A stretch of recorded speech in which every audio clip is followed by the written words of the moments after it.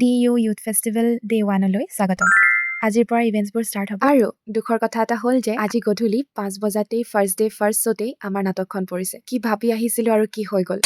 একো নাই, ফুল জছত কৰিম বুলি গোটেইখিনিয়ে প্ৰিপেয়াৰ হৈছোঁ। ভাবিছোঁ ফাৰ্ষ্ট টিকেটটোত আমাৰ নামেই উঠিছে যেতিয়া কিবা এটা নিশ্চয় কৰিব পাৰিম। ব্ৰেকফাষ্ট কৰি মেলি আহি গোটেই সোপাই বহি আলোচনা কৰি আছিলোঁ শ্ব'ৰ আগত ক'ৰবাত এবাৰমান প্ৰেক্টিচ কৰি ল'ম বুলি।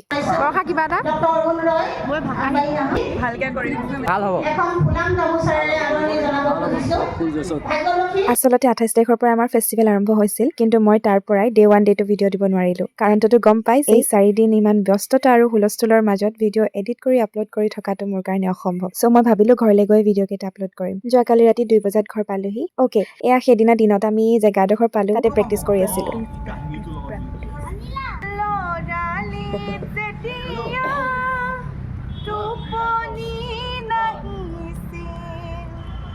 আৰু এয়া গধূলি চকুৱে কথা ক'লে টিম সাজু হৈছে দেই। এই সময়খিনিও যে বৰ বেলেগ ধৰণৰ আছিল। ভয় ফূৰ্তি দুটা সমানে অনুভৱ কৰিছিলোঁ। ইমান দিনে প্ৰেক্টিচ কৰি থকা আৰু আজিৰ পৰা এই আখৰা চাখৰাবোৰ শেষ, সেইটো ভাবি মনটো কিবা এটা বেয়াও লাগিছিল। অ'কে, আমি নাটক কৰিলোঁ। কেনেকুৱা লাগিলে আমাৰ নাটক?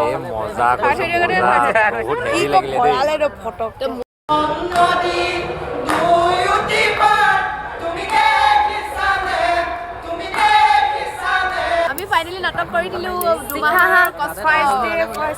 পাওঁ নাপাওঁ সেয়া পাছৰ কথা, কিন্তু প্ৰত্যেকেই আমি নিজৰ 100% দি নাটকখন কৰিলোঁ। নাটক কৰি আহি খাবলৈ আহিছিলোঁ 10 টকা পকৰি।